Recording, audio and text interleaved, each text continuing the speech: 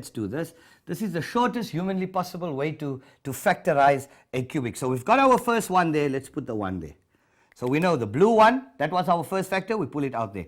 All these coefficients will now go underneath your division sign. So I've got 1, 1, negative 5, 3. 1, 1, negative 5, and 3. I pick up this first one, always. The first letter, the first number here, the first digit, you bring it up. Now when we come down this way, we're going to multiply.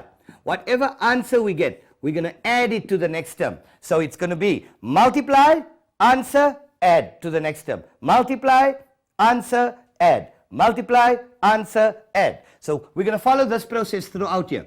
So let's multiply. 1 times 1, 1.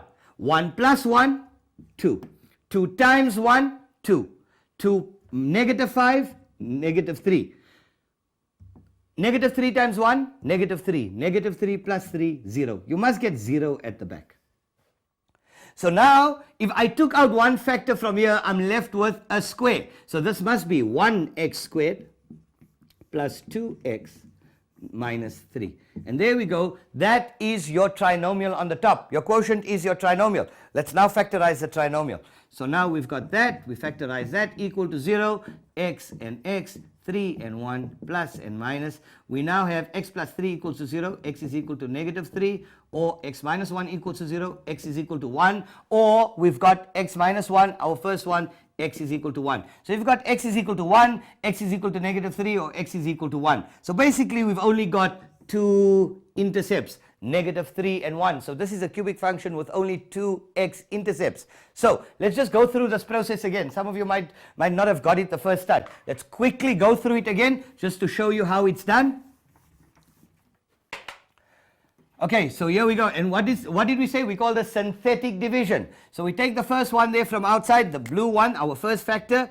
We put it there. We put all our coefficients inside, 1, 1, negative 5, and 3. We take up the first one.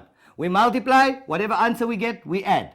Multiply, add. Multiply, add. Multiply, add. So 1 times 1 is 1. 1 plus 1, 2. 2 times 1, 2. 2 minus 5, minus 3. Minus 3 times 1 minus 3, negative 3 plus 3, 0. That's your trinomial. 1x squared plus 2x minus 3. Factorize that. X, 3, 1 plus minus equals to 0. X is equal to negative 3 or x is equal to 1. And there we go, boys and girls. We now have our y-intercept. There's it. We have our y-intercept. We have our x-intercepts. In this case here, we don't have 3. We've only got 2. So we know that the graph, because this is positive, we know that the graph is going to look like that. It's going to have 2 x-intercepts. So this is what that shape is going to ultimately look like at the end. So now, we've got our y-intercept, we got our x-intercepts. What are we short of? Our turning points. And what do we call turning points in calculus? Stationary points. And this is where we use, obviously it forms part of calculus, so we must be using the derivative. So now let's go and get our x-intercepts. So don't worry about this. Remember, the shape of the graph is only going to appear or emerge right at the end. Okay. We now go on to SPs. So I'm just going to move over here to the side just to get our SPs. So that was step number 1. That was step number 2, the factor and remainder theorem. Then we had synthetic division. Step number 3. We're going into step number 4 for SPs, stationary points. This is where we're going to be using the derivative.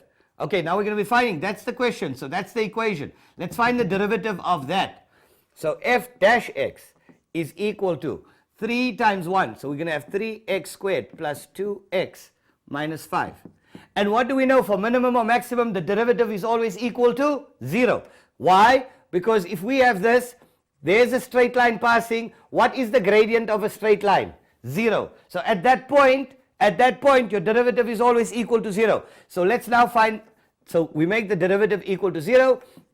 We factorize that equal to 0. You can use any method now to factorize, making sure you get the correct factors. 3x and x, 5 and 1 plus minus x is equal to minus 5 over 3 or x is equal to 1. We've got our two x values, minus 5 over 3 and 1. we are now short of our two y values. So we take this and we plug it back into the original, not back into that. So we say f of negative 5 over 3 is equal to, if you take minus 5 over 3 and you plug it in here, minus 5 over 3 cubed plus minus 5 over 3 squared minus 5 into minus 5 over 3 plus 3, you're going to get 9,48. So your first answer is that, and 9,48. And then you're going to try f of 1, and we know f of 1 is 0. And then we're going to put that as 0. Okay, boys and girls, we're now going to cut for an ad break. We found the derivative. We made the derivative equal to 0, found two x values. Take each of those x values, plug it back into the original, get your corresponding y values. Now you can go, during the break, we're cutting out for a short ad break, sketch the graph. When we get back from the break, I'm going to put up the graph, and let's see how correct you were. Okay, so enjoy your break.